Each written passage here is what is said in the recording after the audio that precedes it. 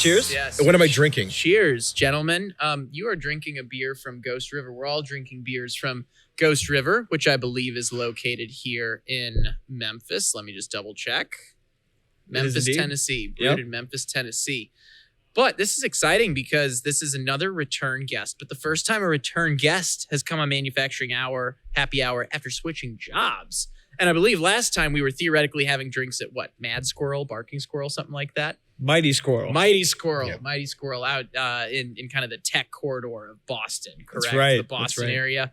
But today we're hanging out in Memphis. So you said you wanted to talk a little bit about Memphis. It's been 15 years since you've been here, but Michael, you're excited to be back. Dude, it is fantastic. I woke up this morning, did a run along the Mississippi. Last night we ate ourselves silly at Rendezvous Barbecue. It's been a fantastic time, and I can't think of a better place for this event.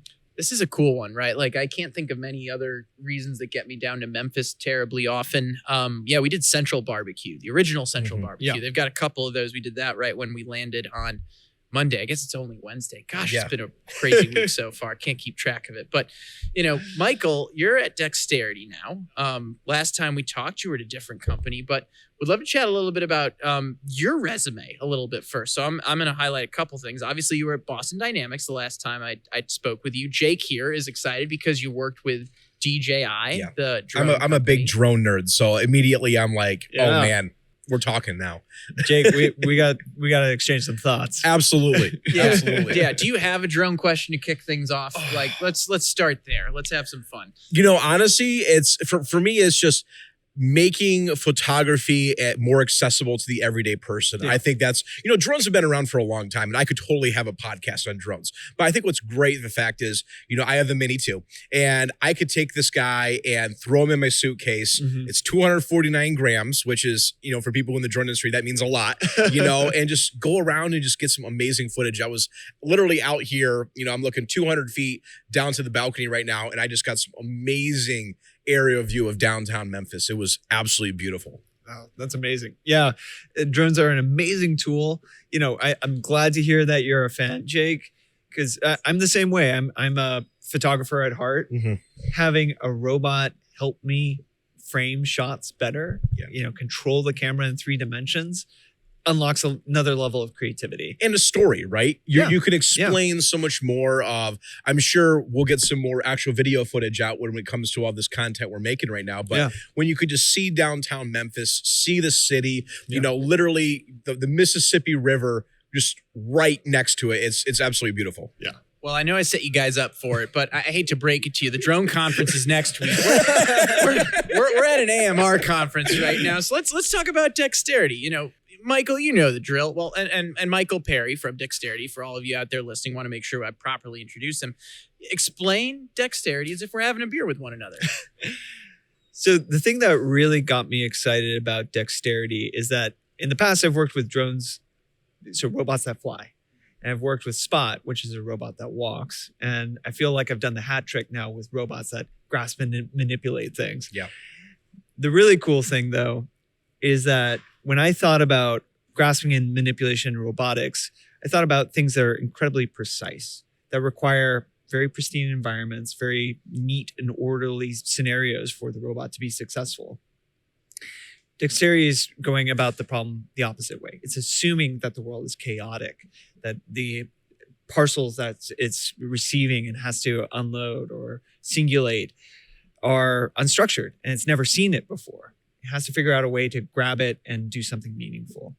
So this team is using advanced robotics controls, vision, planning, end-effector design to create solutions that tackle these messy material handling challenges that are beyond precision, that transcend precision. And so we pick everything from loose poly bags to loose top cardboard containers. We even picked a molten chocolate cheesecake fairly recently. Wow. And we were able to, singulate it into an order that was going out the door for one of our customers. That must have been really tough to, play with that demo and, eat some of the rewards. Have your demo and eat it too, as they say. Well, here's the deal, Jake, is that it's not a demo. This is in production. These goods are making it to people. And in fact, if you live on the West Coast and you've bought a certain category of consumer goods, it's likely that you're touching a consumer good that's been touched by our robots. If you live in the East Bay and you've received parcels from one of the largest parcel carriers, it's likely that's been touched by our robot. And that's pretty fantastic to be a part of something like that. So you're on a new adventure. And speaking of an adventure, I mean, as we're recording this today, when this comes out, it'll be in the rear view mirror a little bit. But big news for Dexterity today, $140 million funding round on top of the $60 million you already had. So tell us why this news, beyond just the number, is exciting for you guys. At a $1.4 billion evaluation. Thank you for the last crazy. Yes. No, it's really exciting. And there's a few things that are happening simultaneously. The traditional conversation about warehouse automation is this is a really slow sales cycle, and like people take their time and they're evaluating the technology. The time is now. Just today, the Port of Los Angeles is going to 24/7 operations. The GDP of the US might be hit by 1% because of the supply chain woes that we've had over the past year. The time is now to figure out how automation can solve these problems. And our customers know it, and obviously our investors know it as well. So we're seeing a rapid demand for increasing the deployment of our robots. And you'll see in the next couple of months some news about our robots expanding pretty significantly. So you're talking about the implementation of automation, but I want to discuss a little bit deeper on autonomy and really the autonomous transformation. How is this being broken down, right? When you look at the big three, right? That's one of the first companies that adapted robotics at a mass scale, and in a lot of areas adapted other solutions as well. Yeah. How are we breaking down autonomous transformation solutions into more discrete steps, I guess you could say? Yeah, that's a good question. When you go to an event like this, or you talk to some of these robotics companies, everybody is thinking about the lights out warehouse where you can just set it and forget it. And the system runs itself. But what does that actually mean in terms of what does that actually look like on a day-to-day basis? And everybody has a different perspective of what that is. And that difference in perspective makes it hard for us as an industry to move towards the same goals. So, when we thought about a big transformational change in the way that you think about a technology, because if you just add a single robot for a bunch of discrete tasks around the warehouse, or even if you implement an ASRS system, you're replicating a lot of the same inefficiencies that have existed in the industry, and you're making it 10, 20% better. So how are we going to completely change the industry? Well, an industry that's gone through that change recently is automotive. They're thinking about a world where you can be in a car and take a nap and go from LA to New York.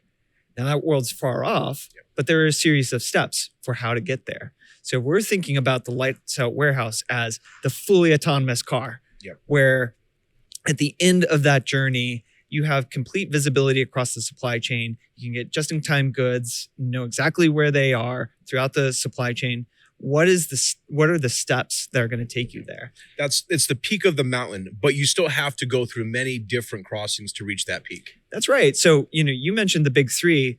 That type of traditional pick-and-place robot where you have a very confined, repeatable set of tasks is level 1, right? Where something is very precise with the robotic controls.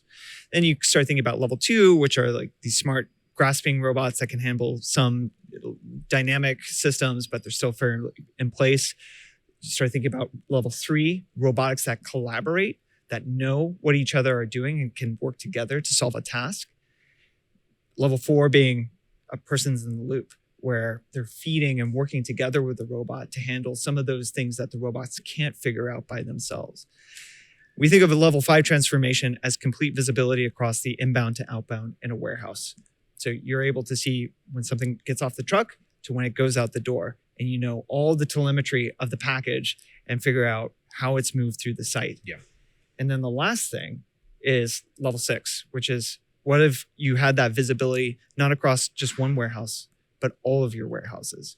And what if you had that visibility up and down the supply chain? So if you're a parcel carrier, what's your retail e-commerce partner sending you tomorrow?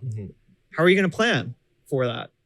how are the people on the last mile side going to start planning for the goods that are coming through? So that total visibility, we think, is the equivalent of sleeping on the way from LA to New York in a car. That visibility, but also that flexibility that's within that solution. Yeah, that's right. And, no one partner or company is going to solve that. It's going to take the industry. It's going to take robotics providers, but also AMR and mobility companies. It's going to take WMS providers, integrators. Everybody's going to need to come on board with that vision to make it happen. Yeah, I love the analogy as well, comparing it to that, falling asleep and getting from San Francisco to LA.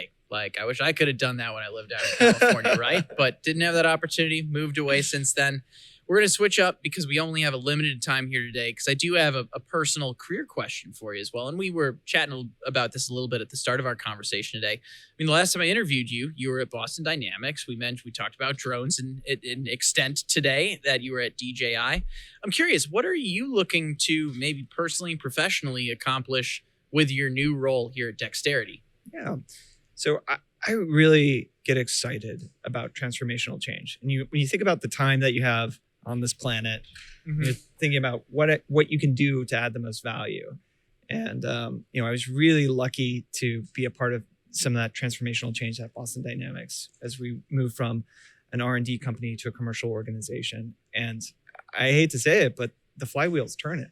And that team is doing some phenomenal things with the technology. Then I started thinking about where could I have a similar level of impact.